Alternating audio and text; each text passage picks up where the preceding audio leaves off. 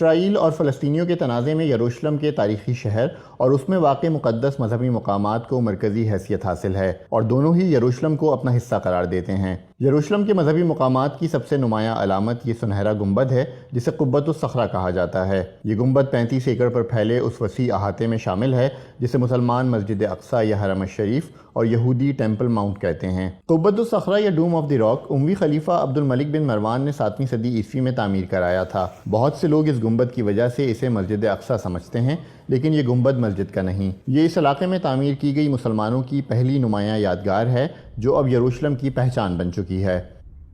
مسلم روایات کے مطابق پیغمبر اسلام مکہ سے اس مقام پر پہنچے تھے اور پھر یہاں سے انہوں نے آسمانوں کی جانب معراج کا سفر کیا تھا۔ اسرائیلی روایات کے مطابق یہی وہ مقام ہے جہاں پیغمبر ابراہیم نے اپنے بیٹے پیغمبر اسحاق کو قربان کرنے کا ارادہ کیا تھا، جبکہ اسلامی روایات کے مطابق یہ واقعہ مکہ کے نواح میں پیش آیا تھا اور پیغمبر ابراہیم کو ان کے بیٹے اسماعیل کی قربانی کا حکم دیا گیا تھا۔ ٹیمپل ماؤنٹ کے تقدس کے متعلق یہودیوں کے ہاں اور بھی کئی روایات پائی جاتی ہیں جن کا ذکر ہم آگے چل کر کریں گے۔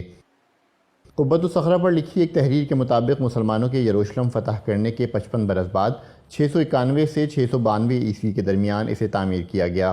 اس فتح سے قبل یروشلم بازنطینی سلطنت کا حصہ تھا اور یہاں مسیحی آبادی کی اکثریت تھی۔ انسائکلوپیڈیا برٹانیکا کے مطابق اس گنبد کی تعمیر کے مقصد کے بارے میں حتمی طور پر کچھ نہیں کہا جا سکتا، کیونکہ یہ مسجد کے طور پر استعمال نہیں ہوتا اور نہ ہی مسلمانوں کی دیگر مذہبی تعمیرات کے زمرے میں آتا ہے۔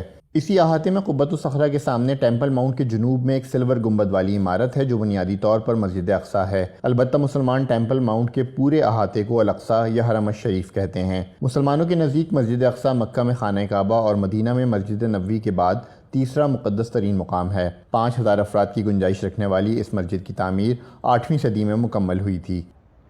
مسیحیوں کے نزدیک حضرت عیسیٰ کی جائے پیدائش ہونے کی وجہ سے وہ یروشلم کو ارض مقدس مانتے ہیں اور شہر کے قدیم علاقے میں ان کے کئی تاریخی اور مقدس ترین گرجا گھر واقع ہیں۔ اس طرح مشرقی یروشلم کا قدیم شہر مسیحیت، یہودیت اور اسلام تینوں مذاہب کے ماننے والوں کے لیے اہمیت رکھتا ہے۔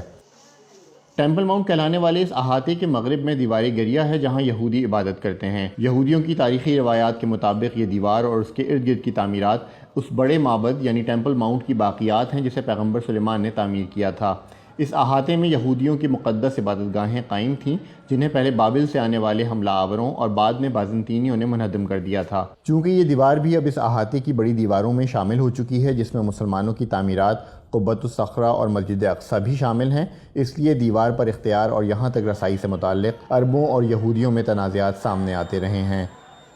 اسرائیل نے 1967 کی عرب اسرائیل جنگ میں اردن سے مشرقی یروشلم اور قدیم شہر کا علاقہ حاصل کر لیا تھا، جس کے بعد اسرائیل نے اسے متحدہ یروشلم قرار دے کر اپنا دارالحکومت بنانے کا اعلان کیا تھا۔ تاہم اسرائیل کے اس اقدام کو بین الاقوامی سطح پر تسلیم نہیں کیا گیا۔ البتہ سابق صدر ڈونلڈ ٹرمپ کے دور حکومت میں امریکہ نے یروشلم کو اسرائیل کا دارالحکومت تسلیم کیا اور اپنا سفارت خانہ تل ابیب سے یروشلم منتقل کر دیا تھا۔